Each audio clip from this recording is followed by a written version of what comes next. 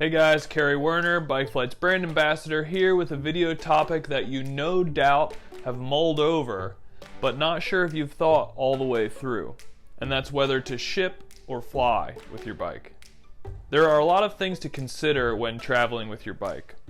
Let's explore the options and try to take some anxiety out of whether or not you're choosing the right method. Where to begin? Let's break this down into cost, reliability, and convenience. With many airlines now charging bike boxes as if they were standard bags, flying with your bike might initially sound like the cheapest option, but there are a few other things to consider.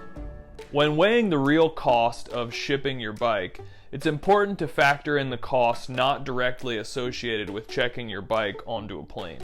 For example, when you fly with your bike, you may have to rent a bigger car or request an Uber XL to accommodate your bulky bike box. In contrast, if you ship your bike, you may never have to put your bike in a vehicle at all. Let's look at this mock label I made for a trip I'm taking out to Oregon to race the Best of Both and the Oregon Trail Gravel Grinder. It appears on the surface that flying with my bike would be the cheapest option, but let's dive a little deeper into this. It's $256.70 for a round-trip label versus $60 or $140 for a checked bag, depending on how many bags I check. If any of my bags are over 50 pounds, which is easy to do with only the bike bag, the bike, and a few pairs of extra tires, I'm going to immediately be dinged an overweight bag fee, which usually runs around $200. For this trip I'm taking to Oregon, the Best of Both is a race of all surface types, so I'm going to need a tire with some knobs. Then Oregon Trail Gravel Grinder is a race that's going to be very competitive, so I'm going to want to be really fast and light. With that said, I'm going to bring two sets of wheels, one with some knobs and one with some faster rolling tires. There's no way I could get two pairs of wheels and a bike with extra tools into a bike bag and have it weigh less than 50 pounds. Therefore, I'm going to immediately be dinged $400 round trip to get my bike and equipment to and from Bend. But in reality, can anyone really be sure what you're going to be charged at the check-in counter? This brings us to our next topic, reliability. Regardless of whether you ship or fly with a bike, you're responsible for checking all the boxes for safety and protection. However, sometimes things happen. Shipping carrier accidental loss or damage issue rates are around 1 or 2%. Airline accidental loss or damage issue rates are around 4 to 6%. Also, keep in mind the maximum amount of coverage according to the U.S. Department of Transportation is around $3,800. That means the available coverage is oftentimes less than the market value of your bike. And then there's the problem of airlines not even covering damage if you fly with your bike in a soft case. On the other hand, Bikeflights offers premium protection in amounts up to $20,000, which covers the full market value of your bike. Think about the last time you flew and your plane was delayed. You missed your connection or got switched at the terminal because of technical problem. What about flying somewhere remote, like Emporia, Kansas for Unbound, or some other event?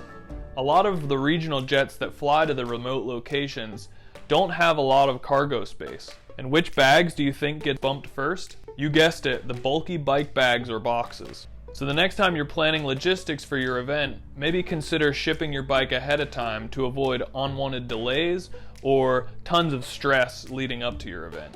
This is a good segue into our next consideration, convenience. We've already established that if you're shipping or flying, you're going to have to pack your bike, so that's a wash. But when you pack your bike, there are some options to help make things easier on you after the packing process is done. You can schedule a pickup or drop it off at a UPS customer center. You can also pack your bike box or case to weigh more than 50 pounds. Simply enter your shipment's actual weight when you book it.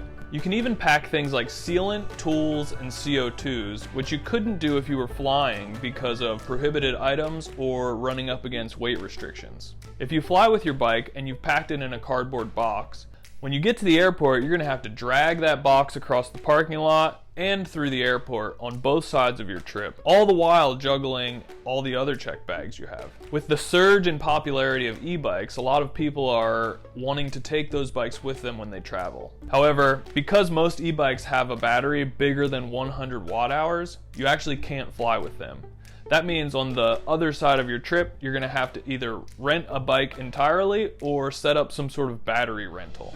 With Bikeflights, you can ship your e-bike with your battery fully installed to anywhere in the contiguous United States via UPS's ground service. So sure, at first glance, shipping may seem more expensive than flying with your bike, but once you dive deeper into the logistics and other costs associated with flying, it often balances out. Depending on the event and where you're going, it actually might save you money and turn out to be a lot easier to just ship your bike ahead of time. Give this video a like, and for more helpful packing and shipping related videos, give the Bikeflights YouTube channel a subscribe. Thanks for watching.